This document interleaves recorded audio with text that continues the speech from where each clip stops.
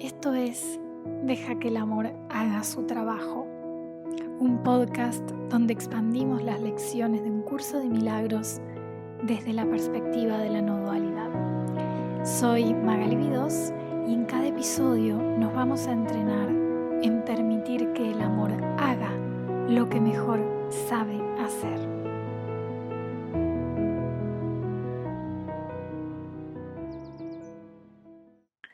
Buenos días, buenas tardes, buenas noches, familia hermosa, porque me salió el cantito de la lotería de Navidad. Explíquenme esto del gordo de Navidad. Bueno, hoy sí con matecito en mano vamos a leer la lección 183. Justo hoy estoy explorando mucho, no sé si quienes me escuchan por aquí me siguen en Instagram, pero estoy explorando mucho el tema de la risa, ¿no? Como parte de la integridad. Y me sorprende porque cada vez más voy encontrando referencias dentro del curso que dice justamente que el Hijo de Dios se tomó un pensamiento demasiado en serio, no lo cuestionó y que todos esos pensamientos se disuelven con una carcajada. Y estoy encontrando que durante muchos años yo me tomé este trabajo de deshacer pensamientos y deshacer el sufrimiento con muchísima seriedad, como si, como si la risa no tuviera una parte importantísima, ¿no? De disolvedora, llamémosle así. Y me encanta como poder estar cada vez más ganando integridad en ese punto donde se me es permitido, en la absoluta libertad que tengo como hijo de Dios, de explorar una enseñanza tan increíble también desde el lugar de la risa. Y de hecho estuve haciendo como algunas pequeñas investigaciones y este tema de la risa es muy coherente con la enseñanza del curso, porque si la raíz del sufrimiento, que es la creencia en que pudimos separarnos de aquel que nos extiende vida, si la raíz fue tomarnos demasiado en serio una creencia que en realidad no tiene realidad, porque si tengo vida es porque aquel que me extiende vida es uno conmigo, entonces la risa no es algo accesorio, sino que es la señal inequívoca de que la ilusión fue vista como tal. Entonces, estoy como empezando a ver que la risa no es una evasión del trabajo espiritual, sino la confirmación de que ese trabajo ha hecho efecto. Y la seriedad, por otro lado, suele ser la huella de que todavía le estamos concediendo realidad a algo que no la tiene, de que seguimos defendiendo un pensamiento como si fuera valioso. Entonces, el curso, creo que esto ya lo conté antes, pero describe la aparente separación del Hijo del Padre como un instante en el que el Hijo de Dios se distrajo y creyó en algo imposible. Y en ese sentido toda la estructura del ego es en realidad como una broma. Pero mientras la creemos y creemos que es real, duele. Y aquí la risa, cómo funciona como un corte como muy limpio, no porque minimice el dolor, sino porque lo desactiva de raíz, recordándonos que nunca fue real. Entonces, la risa es como la experiencia inmediata de que aquello que parecía súper grave no puede sostenerse frente a la luz de la verdad. Y en un punto, por supuesto que podemos decir, bueno, no, pero Maga, a ver, hay cosas de las cuales no nos podemos reír. Lo que pasa es que si hay algo de lo cual no nos podemos reír, significa que todavía estamos creyendo que hay jerarquía de ilusiones y por tanto que hay cosas de las cuales nos podemos reír y otras que no, porque son más serias. Y el curso nos dice, no hay jerarquía de ilusiones. Y además no hablo de la risa. A ver, la risa, no sé por qué les estoy contando esto, pero no importa. Se los cuento igual, porque es mi podcast y empiezo el podcast con el cantito de Navidad, así que hago lo que quiero. Perdónenme. Qué mala que soy. No hablo desde la risa, desde un lugar, a ver cómo sería, macabro, sino esa carcajada que surge cuando ya no nos tomamos tan en serio a nosotros mismos como el personaje, me refiero, ¿no? Y lo cierto es que también cuando emerge esa risa sobre las historias del ego, que muchas veces dices como que no soy lo suficientemente valiosa o tengo que actuar para que me vean seria, lo que sea, cualquier historia que estemos sosteniendo, también dejamos de sostener la tensión de parecer espiritualmente serios como una manera de validar nuestro camino en la espiritualidad. Entonces, la integridad de la carcajada no es mantener un rostro solemne mientras caminamos hacia Dios, sino dejar que cada paso, incluso una carcajada, sea fiel a la verdad de que nada puede amenazar lo que somos. Entonces, la risa en un punto es un acto de honestidad ontológica, porque reconoce que el drama es una obra de teatro y que el escenario entero es parte del sueño. Y esto era la palabra que no se me venía, como no estamos hablando de una risa cínica, no estamos hablando de una burla, sino como de esa risa que surge desde la inocencia, ¿no? De saber que estamos a salvo en Dios. Y ahí es donde esta exploración del curso toca una fibra esencial, porque al final, primero que la risa es algo que no lo podemos forzar, o nos reímos y no nos reímos, entonces es un acto súper íntegro, pero también es un acto de reconocimiento ontológico, porque si realmente no hay jerarquía de ilusiones, entonces no hay una historia que merezca un respeto especial en el sentido de seguir tratándola seriamente como real. De hecho, lo que nos impide reírnos de ciertas cosas no es compasión, sino es apego a la idea de que algo en el sueño tiene el poder de alterar lo que somos. Entonces la mente todavía se reserva el derecho de ofenderse o de mantenerse solemne ante ciertos relatos, y esto todavía es una señal de que es una mente que cree que hay rincones del sueño en los que Dios no es parte. Por eso esta carcajada de la que hablo y que estoy experimentando un montón en mis redes, que es súper interesante porque en las redes es donde somos vistos y donde se supone que podemos ser juzgados y por tanto amenazados por otros. Esa carcajada que estoy explorando es como el fruto natural de ver que incluso aquello que parecía muy trágico se disuelve frente a la certeza de que lo real permanece intacto, que lo que soy en Dios permanece intacto, ¿no? Y aquí está la paradoja, y ahora sí inicio con esta lección, y es que solo cuando algo ha sido verdaderamente perdonado, es decir, liberado de toda carga de realidad, y el aspecto de realidad vuelve a lo únicamente real, al soy, entonces podemos reírnos de ello. Entonces esa risa es como inocencia en acción, que no viene ni a humillar ni a degradar, sino que reconoce que lo que parecía súper grave no se puede sostener ante la ligereza de la verdad. Y esto también como que expone otra ilusión muy sutil, que es la idea de que para ser profundos o serios en nuestro camino terapéutico, nuestro camino espiritual, debemos mostrar una compostura intachable, como si la solemnidad fuera garantía de compromiso, pero el curso nos muestra que la integridad no se mide por el rostro que llevamos, sino por la disposición a no sostener el personaje. Entonces, a veces la manera más directa de soltar el personaje es sorprenderlo en su drama y dejar que una carcajada lo atraviese por completo. Eso lo vivimos muchísimo en mis sesiones. De hecho, hoy estoy abriendo mi corazón. A mí me cuestan un montón las sesiones porque las amo, porque todavía tengo como esa carga de solemnidad en el fondo, como esa creencia de que una sesión para ser terapéutica y para tener efectos y para sanar la mente del hijo tiene que ser toda en compostura. Entonces, claro, hay veces que en sesiones me cuesta mucho mantener esa compostura, porque evidentemente hay un aspecto en mí mucho más juguetón, ¿no? Que no encaja. O sea, uno va a un psicólogo y el psicólogo rara vez termina riéndose de nuestros dramas. Em, pero las veces en que dejo que ese recurso de la risa haga acto de presencia es alucinante. O sea, veo veo inmediatamente como ambas mentes nos relajamos, como que encajamos en un lugar natural. Es como si la risa fuera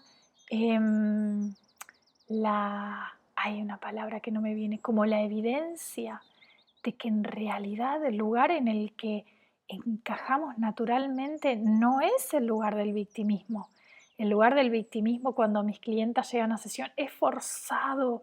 Toda esta seriedad de me creo este sufrimiento y es real, es súper forzado y se nota en nuestros cuerpos, nos genera mucha tensión sostener eso, y una sola carcajada desarma todo eso y es como que si nos colocáramos en un lugar súper distinto donde nos fuera muy natural vivir desde ahí. Y me encanta ver, a mí eso me parece como súper fascinante porque esto, ¿no? La risa es la evidencia viva de que la mente ha tocado, ha regresado, aunque sea por un instante, a su posición natural, al lugar que le corresponde. Y, y en realidad lo que me voy dando cuenta es que, al menos en mi caso, no estoy hablando de mi experiencia y con los casos que yo trabajo, pero lo que en una sesión parece profundidad muchas veces es en realidad tensión sostenida. O sea, la solemnidad de nosotras que todavía seguimos defendiendo que nuestra historia es real, ¿no? Que mi clienta con su dolor y yo con soy profesional de la ayuda mental, entonces tengo que ser seria. Todas son historias. Entonces, y además esto, el ego es un excelente actor, y no de reparto, protagonista de escenas dramáticas. Pero la cuestión es que es pésimo en comedia, o sea, la carcajada lo expone, lo deja sin guión.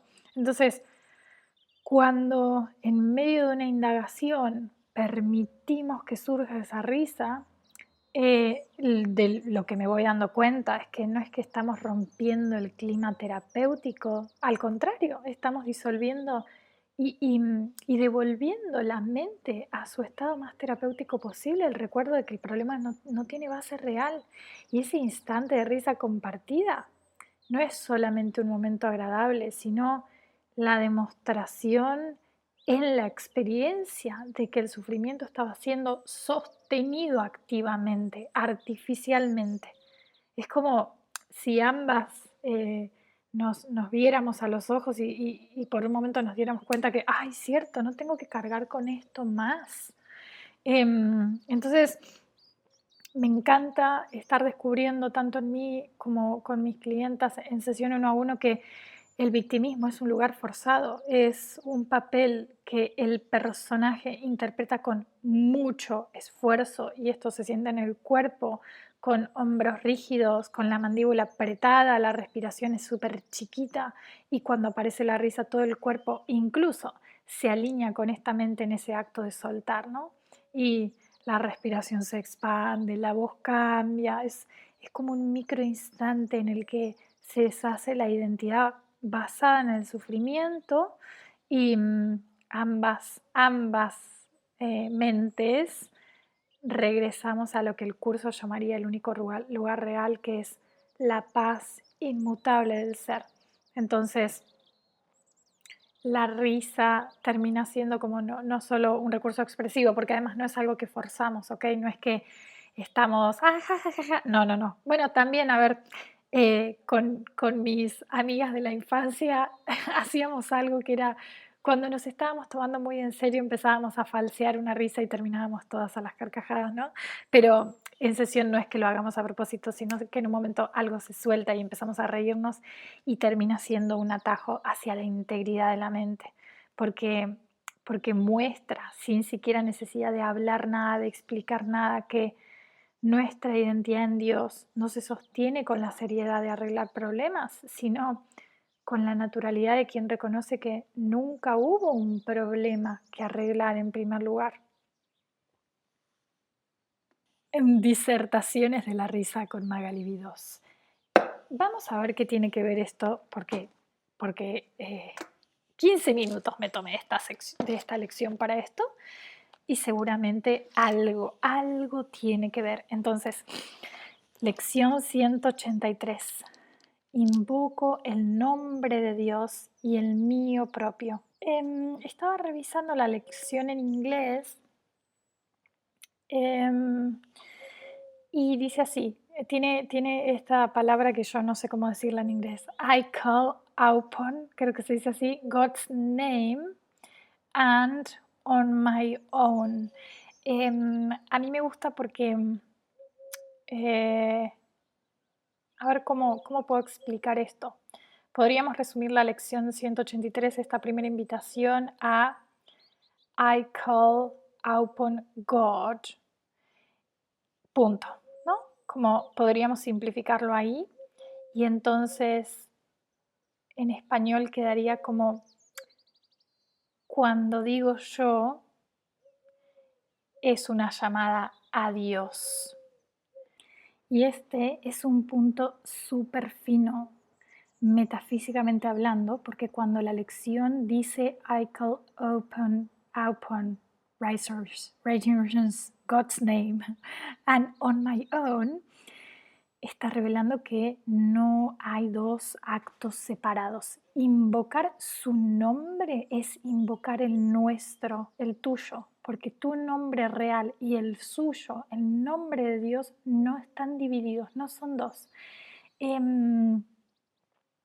Podríamos decir que como está usando nombre aquí, no es una etiqueta externa, sino la designación de la existencia misma. Es decir, llamar a Dios no es pedirle que venga desde fuera, eso sería confirmar que está ausente en nosotros, sino reconocer que Dios es la fuente y entonces la identidad que creímos nuestra como separada, en realidad son una sola. Cuando decimos yo, desde la perspectiva del ego, estamos llamando a un personaje. Pero cuando decimos yo y reconocemos que ese yo es la existencia misma, es la capacidad de la existencia de reconocerse como existente, entonces eso es extensión de Dios y por tanto ese yo se convierte en una invocación directa a lo que es eterno. Por eso en inglés I call upon como tiene un matiz muy distinto a simplemente como digo tu nombre o recito el nombre de Dios.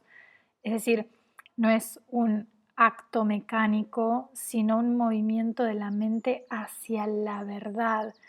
Es un acudo a, me vuelvo hacia, me posiciono en el nombre de Dios y el mío propio. Entonces, no es un llamado a algo distante, sino ese giro interno de la mente hacia aquello que es siempre presente en nosotros.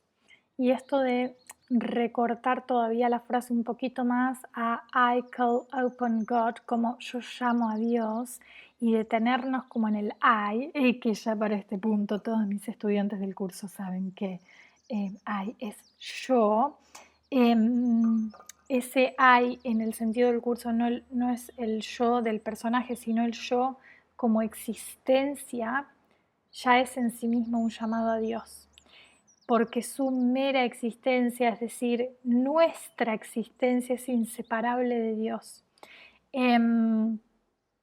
Entonces, podríamos decir que reconocer nuestra existencia no es un paso previo a encontrar a Dios, sino que es el reconocimiento de que la existencia misma es la manifestación de Dios. Es decir, no hay un yo que exista por un lado, no hay un yo que tiene una vida por un lado y luego hay un Dios que tiene otra vida por otro lado. Y entonces se encuentran. Cuando decimos yo soy, en el sentido de yo soy la existencia, soy la vida, estamos pronunciando simultáneamente su nombre porque nuestro ser no tiene otra fuente de vida aparte de Dios. Y esto como que deshace de raíz esta idea de que invocar a Dios es un acto separado, o sea, como que invoco a Dios y Él acude, entonces está por fuera de mí. Si yo soy, ya es un llamado a Dios, porque el reconocer que yo soy es el acto mismo de ser su respuesta, entonces esto quiere decir que no estamos separados. Ahora, Metafísicamente podríamos decir que el yo soy, el I, es ese punto de unión. No es como la persona del ego, sino el recordatorio de que la única identidad que existe es la extensión de Dios. Iba a decir algo acá y se me fue de la mente, bueno, no importa. Vamos a ver en qué. ¿Por qué estaba haciendo este recorte de la frase en inglés? Porque invoco el nombre de Dios em, y el mío propio todavía me dejan fuera el yo soy, que sí está presente en inglés. El I, el yo, la existencia existente que sabe que existe porque sabe que existe sin necesidad de ir a un pensamiento o ir al cuerpo o ir al mundo. Reconocer eso es reconocer la presencia de Dios en mí. Y esto era lo que iba a decir. ¿Recuerdan cuando hablábamos en una lección anterior de que el sistema de pensamiento del ego vació de significado el hecho de reconocer que soy? Bueno, a la vez vació de significado a Dios. Y, y el sistema de pensamiento del ego no solo vació de significado la idea de Dios y la redujo a una figura externa que otorga o retira favores, sino que también vació de significado el yo soy y por tanto lo degradó a una etiqueta que le corresponde a un personaje, a un cuerpo, a una historia personal. Y nos entrenó a que cuando decimos yo soy, automáticamente completemos la frase con algún atributo del sueño, como yo soy, no sé, X profesión, o yo soy roles, yo soy o me siento o estoy, porque en español tenemos como estos verbos, ¿no? No sé, yo estoy triste. Entonces, de ese modo, lo que en realidad es la afirmación más pura de unión con Dios quedó reducido a una construcción temporal y el curso viene a restaurar ese significado. Nos recuerda que el yo soy, que no necesita ir a un pensamiento, al cuerpo, al mundo para saberse, es ya el testimonio vivo de Dios. No es que al reconocer que existo luego encuentro a Dios, es que al reconocerme existente en ese plano absoluto estamos simultáneamente reconociendo el ser de Dios. Y entonces la lección dice así: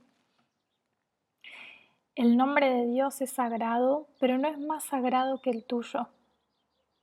Invocar su nombre es invocar el tuyo.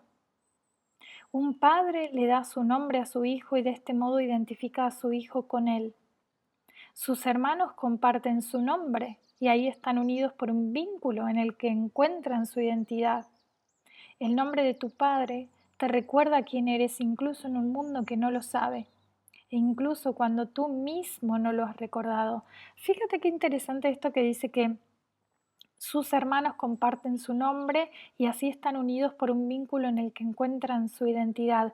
Creo que yo ya había hecho esta reflexión de algo que pasamos por alto sistemáticamente y no le prestamos absoluta atención, que todos, para referirnos a yo, no nos llamamos por nuestro nombre tipo maga. Ese es un nombre para la, ¿cómo sería?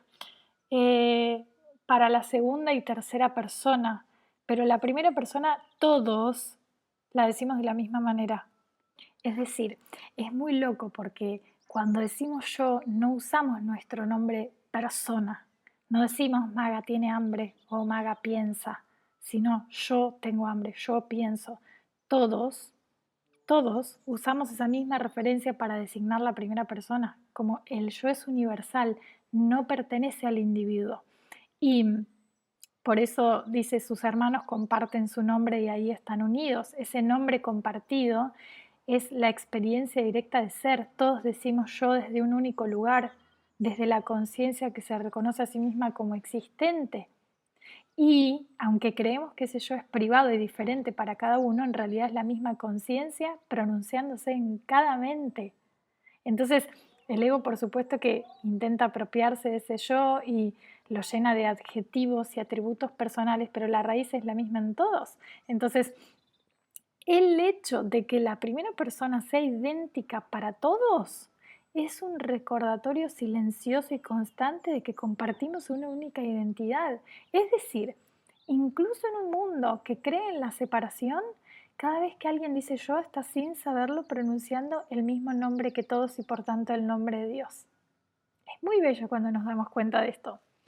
Y dice, el nombre de Dios no puede ser oído sin que suscite una respuesta, ni pronunciado sin que produzca un eco en la mente que te exhorta a recordar. Di su nombre y estarás invitando a los ángeles a que rodeen el lugar en el que te encuentras, a cantarte según despliegan sus alas para mantenerte a salvo y a protegerte de cualquier pensamiento mundano que quisiera mancillar tu santidad. Este párrafo lo que está haciendo es describir un mecanismo súper concreto de la mente. El reconocimiento del nombre de Dios, que como venimos viendo es inseparable del reconocimiento de nuestro propio ser, activa de inmediato la memoria de la verdad. Dice, que el nombre no puede ser oído sin que suscite una respuesta, no se refiere a llamar a Dios y que nos responda. El oír es un acto de receptividad interna, el instante en que la mente está dispuesta a reconocer que lo que es real en sí misma está presente. Y esa disposición provoca una resonancia inevitable, un eco. Ese eco es la memoria del hogar en Dios, la conciencia recordándose a sí misma, sabiéndose inafectada. La imagen de los ángeles desplegando sus alas es un símbolo de la invulnerabilidad de ese instante. Es la representación de la fuerza de la verdad de Dios rodeando la mente. Cuando recordamos nuestra identidad en Dios, todos los pensamientos mundanos, es decir, todos los pensamientos corporales, todas las interpretaciones espaciotemporales, de carencia, de falta, de cuerpo, pierden poder para definirnos. Por eso no pueden mancillar nuestra santidad, porque nuestra santidad no está en juego, simplemente habíamos olvidado verla. Y lo más bello de este párrafo es que la invitación a pronunciar su nombre no es un acto de magia, sino es una manera de decir, recuerda que eres, recuerda que se te extiende ser, que se te extiende existencia, que se te extiende vida, que no es algo que tú estés generando para ti mismo ahora, ni tengas que controlar, ni sepas cómo es. Yo siempre digo, como eres hijo del misterio, ¿no? Como regocíjate en este reconocimiento de que se te está extendiendo ser. Y en ese mismo regocijo reconoces y celebras a Dios.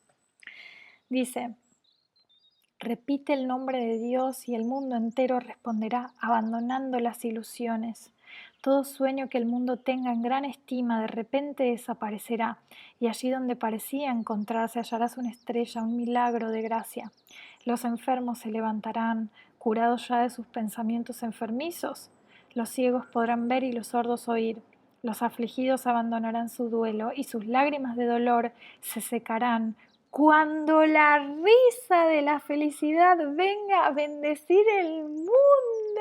¡Ay no! Amo que esta lección hable de la risa.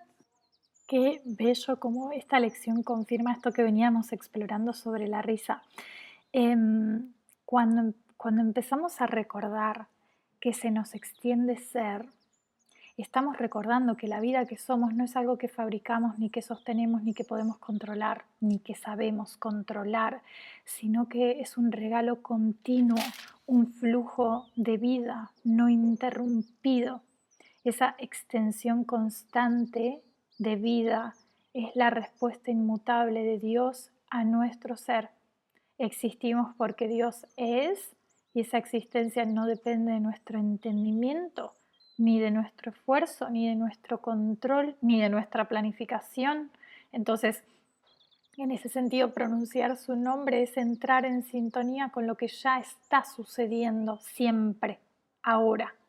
Y entonces ahí es donde la risa encaja como el fruto inevitable de ese reconocimiento, porque cuando la mente realmente percibe que todo lo que creía sostener por su cuenta, su existencia, su valor, su seguridad, ya cuando recuerda que todo eso ya le estaba siendo dado sin ningún tipo de esfuerzo, entonces se desarma la tensión de tener que sostener nuestra vida, de tener que ser responsables de nuestra vida. Y lo que antes parecía tan grave se ve como una interpretación equivocada y la risa brota como testimonio de esa carga que ahora puedes soltar. La risa de la felicidad bendecirá al mundo, es decir, recordemos que esta risa no es cínica, no es sarcástica, no es evasiva, sino que es esa risa limpia, esa risa que irrumpe cuando ya no hay nada que temer. Y esa risa no es un añadido al milagro, es el milagro mismo en su expresión más espontánea, es la mente celebrando que no hay nada que corregir, que la verdad permanece intacta, que el plan para la salvación de Dios ya fue consumado y está plenamente garantizado. Y me encanta que diga, que hable de la risa, de la felicidad, porque justamente a veces creemos que este trabajo que estamos haciendo es tan serio y tan solemne y entonces tenemos que lograr un entendimiento. No, o sea, el fruto de este trabajo tiene que ser la risa de la felicidad. Ese es el punto, lo que el curso le llama la prueba de la verdad, es la paz perfecta, es la risa de la felicidad. Mientras sigamos en esta seriedad de con el ceño fruncido y creyendo que tenemos problemas y que tenemos que solucionar cosas, etcétera, estamos pasando por alto el hecho de que ya se nos extiende ser porque somos absolutamente amados en Dios. Y no tenemos ningún papel, no podemos rebatir nada con respecto a eso. Y ahí entonces surge como esta risa de la felicidad, ¿no? Y dice, repite el nombre de Dios y todo nombre nimio deja de tener significado. Ante el nombre de Dios, toda tentación se vuelve algo indeseable y sin nombre. Repite su nombre y verás cuán fácilmente te olvidas de los nombres de todos los dioses que honrabas, pues habrán perdido el nombre de Dios que les otorgabas. Se volverán anónimos y dejarán de ser importantes para ti, si bien antes de que dejases el nombre de Dios, que el nombre de Dios reemplazase a sus nimios nombres, te postrabas reverente ante ellos, llamándoles dioses. Acá hay como un pedido, como una invitación a, que se viene repitiendo ya en las últimas lecciones, de reposa en el hecho de ser. Reposa en el reconocimiento de que eres. Y en ese reposo dejas de lado todos los dioses, los sustitutos del amor que tú estabas fabricando, ¿no? Como cuando logré tal cosa, cuando pueda solucionar esto, cuando esta casa, cuando tal cosa se arregle, cuando el mundo, cuando, ¿no? Todas esas condiciones, todos esos sustitutos al amor. Entonces hay una invitación a reposa en el nombre de Dios en ti. Reposa en el reconocimiento de que eres. Deja que tu mente more en el reconocimiento de que eres, que descanse ahí, que saboree el hecho de que es absolutamente libre y sostenida. Y luego dice, repite el nombre de Dios e invoca a tu ser, cuyo nombre es el suyo. Repite su nombre y todas las cosas insignificantes y sin nombre de la tierra se ven en su correcta perspectiva. Aquellos que invocan el nombre de Dios no pueden confundir lo que no tiene nombre con el nombre, el pecado con la gracia, ni los cuerpos con el Santo Hijo de Dios. Y si te unes a un hermano mientras te sientas con él en silencio y repites dentro de tu mente quieta el nombre de Dios junto con él, habrás edificado ahí un altar que se eleva hasta Dios mismo y hasta su Hijo. Fíjate qué belleza esto, porque vuelve a esto que yo ya les he dicho del curso, que a mí me gusta, que el curso es un trabajo, por supuesto, en la mente aparentemente privada de entregar todos esos pensamientos de separación, pero también tiene su punto de unión con nuestro hermano, ¿no? A mí me encanta que, por ejemplo, en esta lección el curso no plantea que este reposo de la mente es algo privado o aislado, sino como algo que se expande en comunión. Por eso dice, si te unes a un hermano y repites el nombre de Dios junto con él, ese altar que se eleva es un estado compartido de reconocimiento. Sentarnos en silencio con otro y sostener juntos el nombre de Dios es el recordatorio viviente de que lo que somos no está dividido. Y en esa unión el ego no puede entrometerse. Solo queda la certeza compartida de que soy un solo ser, soy el Hijo de Dios en Dios. Y me encanta que nos saque de este lugar de mis frutos, mi trabajo personal, mi terapia, mis traumas. Es como que siéntate con un hermano y reconoce que la sustancia de la que él está hecho es exactamente la misma sustancia de la que tú estás hecho. Y ese es el altar. Y dice, practica solo esto hoy. Repite el nombre de Dios lentamente una y otra vez. Relega al olvido cualquier otro nombre que no sea el suyo. No oigas nada más. Deja que todos tus pensamientos se anclen en esto.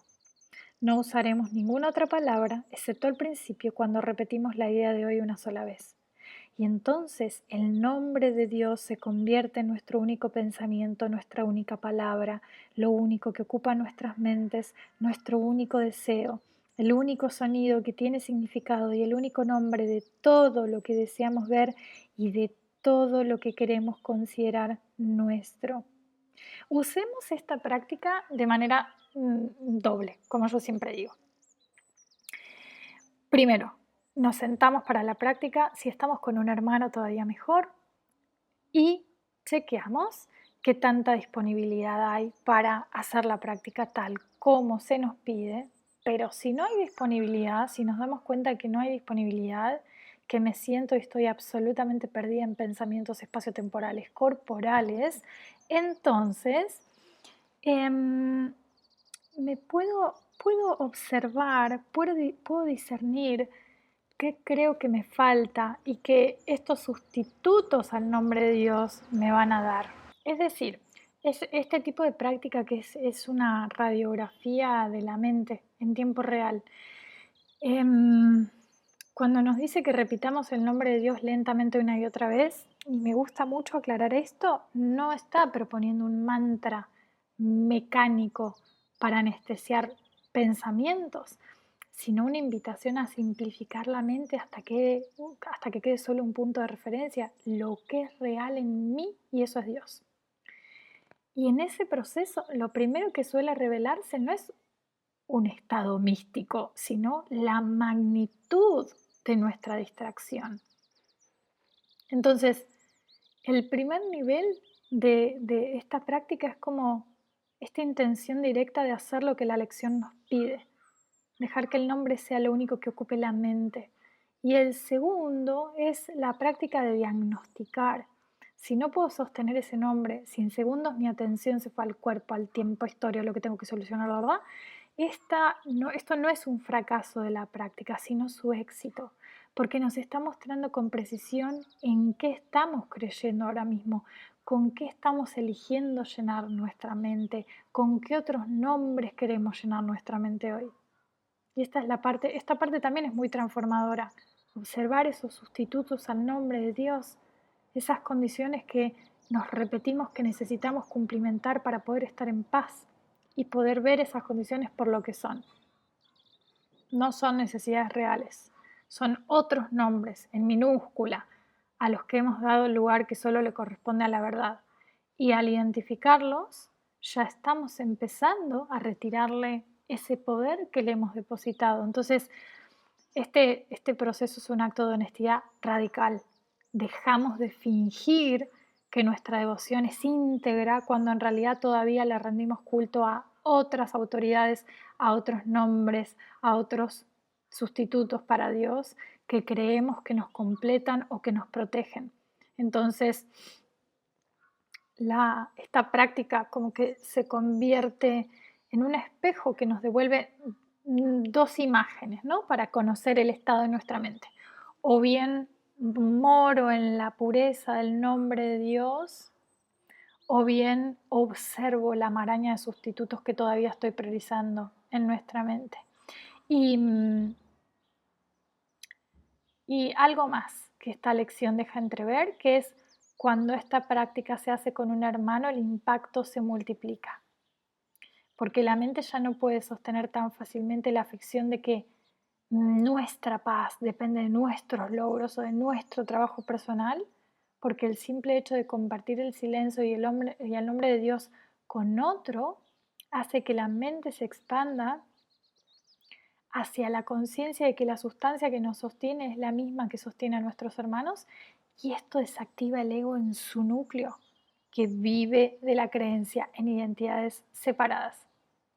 Entonces, me encanta esta práctica, y si podemos durante el día de hoy unirnos a un hermano y morar en reconocer que la sustancia que nos da vida es Dios, ambos morar en ese reconocimiento, ya es edificar este altar, ¿no? Del que habla el curso.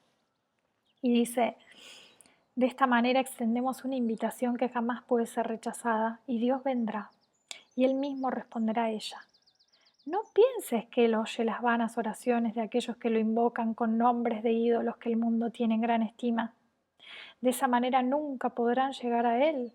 Dios no puede oír peticiones que le pidan que no sea el mismo, o que su hijo reciba otro nombre que no sea el suyo.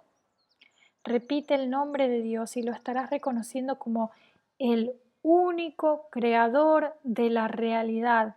Fíjate que cuando habla de sustitutos, acá aparece algo muy loco, y es que si prestas atención durante el día, todo el tiempo le estás rindiendo culto a la creación, a lo creado, en lugar de rendirle culto y de llamar al nombre de aquel que es el único creador de la realidad. Y dice: y estarás reconociendo a sí mismo que su hijo es parte de él y que crea en su nombre. Siéntate en silencio y deja que su nombre se convierta en la idea todo abarcadora que absorbe tu mente por completo. Acalla todo pensamiento excepto este. Deja que esta sea la respuesta para cualquier otro pensamiento, y observa cómo el nombre de Dios reemplaza a los miles de nombres que diste a todos tus pensamientos, sin darte cuenta de que solo hay un nombre para todo lo que existe y jamás existirá. Esta última frase, solo hay un nombre para todo lo que existe y jamás existirá, está afirmando que la realidad, que todo lo que es real es indiviso, es decir, no hay categorías, no hay jerarquías, no hay distinción real entre cosas que merezcan nombres diferentes, porque todas comparten una única fuente y una única esencia, es decir, todas las cosas aparentemente separadas toman existencia de una única realidad. En la visión del curso, lo que es real, la realidad última, es intemporal, es inmutable, creado por Dios, y eso no necesita más que un solo nombre, el suyo. Todos los otros nombres que damos, personas, objetos, situaciones, problemas, incluso conceptos espirituales, son intentos de fragmentar aquello que es indivisible en su realidad última. Y es muy loco porque al etiquetar, al juzgar, la mente hace creer que existen cosas separadas, con valor propio, y así se dispersa en miles de direcciones. Cada nombre que no es el de Dios es un pequeño altar al especialismo, a lo que el curso llama especialismo, es decir, esto es importante por sí mismo, independiente de la totalidad que le da existencia. Entonces, esta frase lo que nos regala es esta idea de que al practicar el nombre de Dios como única referencia, no estamos suprimiendo pensamientos de manera artificial, sino devolviendo todo a su raíz común. El nombre de Dios es como un campo unificado en el que todo lo real ya está incluido. Entonces, es empezar a ver que nada tiene realidad fuera de Dios. Y esto es muy potente porque implica que al recordar ese único nombre, recordamos simultáneamente la verdadera identidad de todo. Entonces el mundo deja de estar dividido en esto sí, esto no, esto es bueno, esto es malo, esto es mi diseño, esto no sé qué, y se revela todo como un acto de ser. Y como consecuencia, los miles de nombres que antes usábamos para organizar nuestra experiencia y que reforzaban la separación pierden sentido. Cuando, esto es importante, que cuando la mente acepta que solo hay un nombre, detrás de todos los nombres aparentes, hay un solo nombre para todo lo que es y será, lo que ocurre no es un empobrecimiento del mundo, como que el mundo se vuelve chato, sino su unificación. Todo lo que antes parecía disperso vuelve a ser percibido como parte de una única realidad y esa realidad es idéntica a nuestro ser y por tanto idéntica a Dios. Y a este punto podríamos preguntarnos, ¿para qué quiero esa unificación? ¿Para qué me sirve? A mí me gusta hacer esta pregunta de vez en cuando, ¿no? Porque eh, quizás cuando estamos leyendo el curso por primera vez, si no se vuelve como un tanto raruna la cuestión. Entonces, esta unificación que plantea el curso de milagros no es un concepto para coleccionar, otro concepto más para coleccionar en la mente, sino una herramienta directa para deshacer el mecanismo mismo de la percepción errada. Porque en el estado habitual del ego, la mente aparentemente está fragmentada, ve miles de causas, miles de efectos, cientos de problemas que resolver, cada problema con su historia, su urgencia, su solución, ve cientos de cuerpos y esa multiplicidad no es inocente, es una estrategia activa para que nunca miremos hacia la raíz. Porque mientras estamos entretenidos saltando de un nombre a otro, es decir, mi salud, mi relación, mi economía, mi futuro, mi espiritualidad, nunca notamos que todos esos nombres son variaciones de una única creencia que es la que está intentando deshacer el curso, que es, soy un cuerpo, estoy separado de la fuente que me da vida. Entonces, esa unificación sirve porque deshace esa distracción. Si todo tiene un único nombre, no hay dispersión posible. Ya no hay que atender problemas individuales ni buscar soluciones específicas porque la causa y la respuesta son siempre la misma. Recordar lo que somos en Dios. Y esto no simplifica solo en lo práctico, sino que también lo ontológico, porque nos saca del juego de correcciones infinitas para devolvernos al único punto donde la corrección puede ser total. A esto se le llama expiación. Y por otro lado, esta unificación colapsa la jerarquía de ilusiones. Si todo lo que vemos comparte un único nombre, entonces nada puede ser más o menos importante que otra cosa en determinar nuestra paz. O sea, no hay asuntos pequeños que podamos ignorar ni grandes problemas que justifiquen que perdamos la paz. Al desaparecer esas jerarquías, también desaparece la excusa para sostener el conflicto.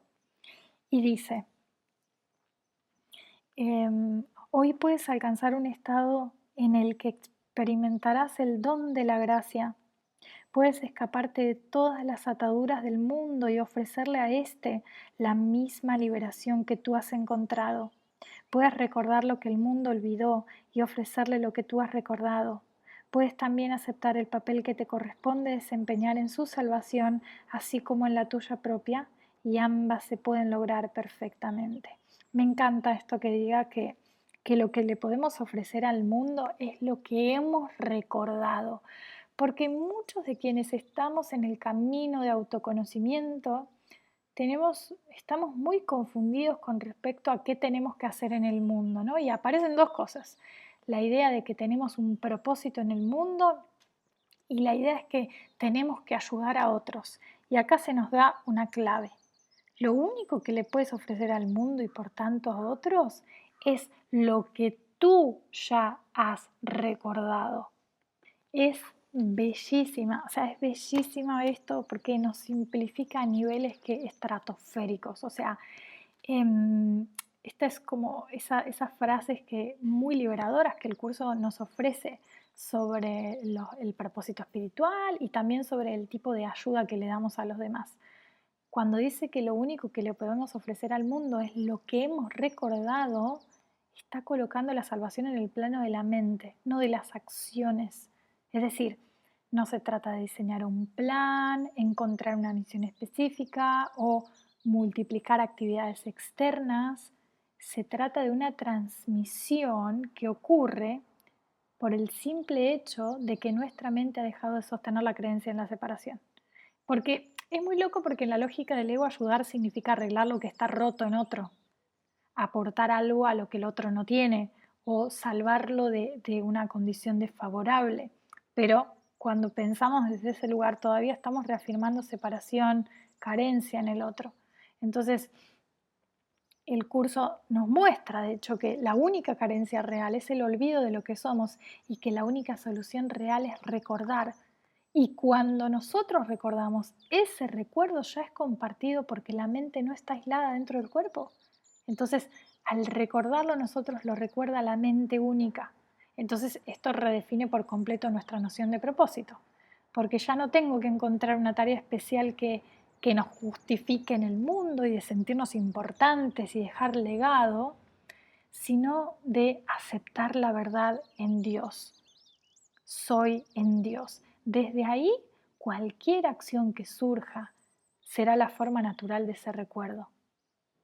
Entonces, también como que eso nos ayuda a disipar esa presión de ayudar a otros, como si la paz dependiera de lo que logramos hacer por otros.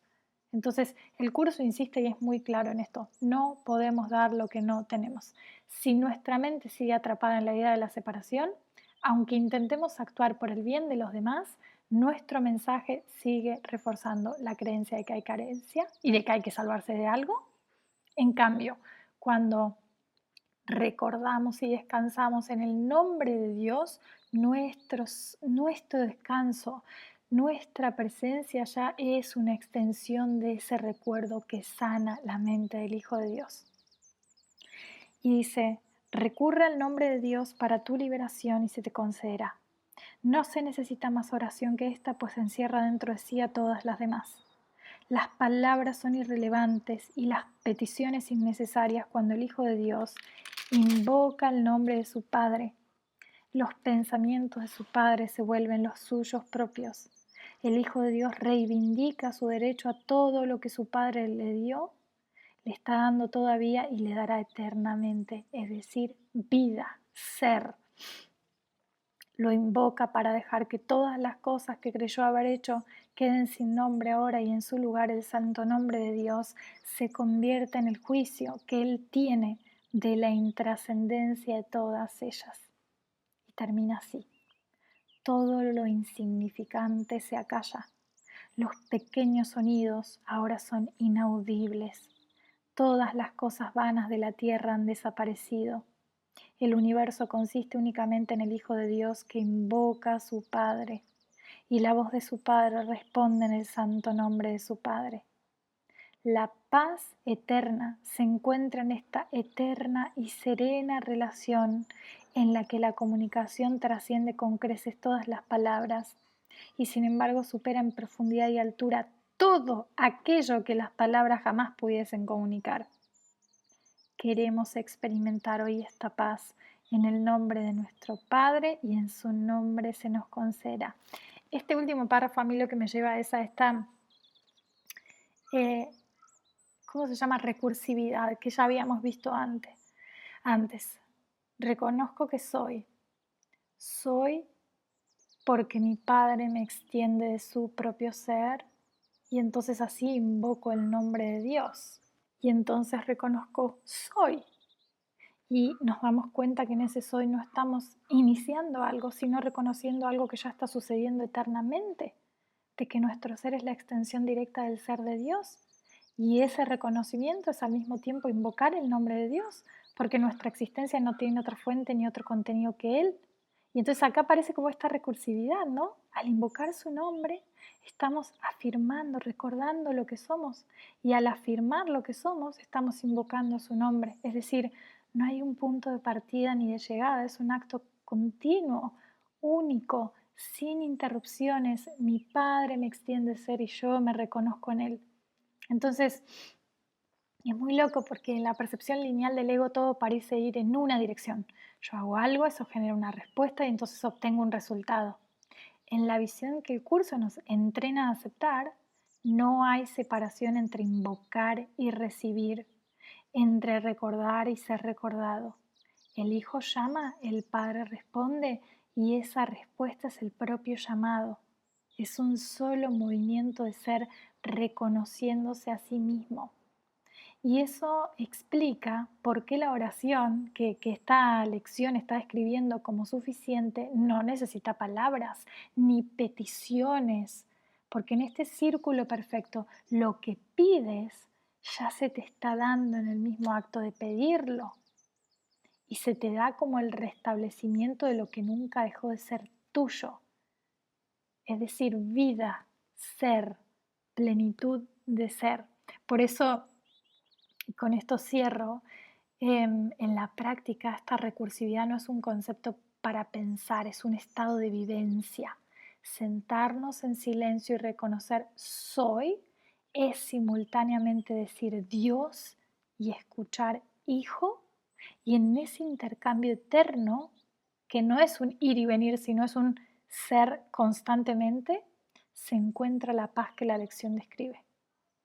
Una comunicación que no usa palabras porque ya no necesita traducir nada, porque es pura identidad compartida.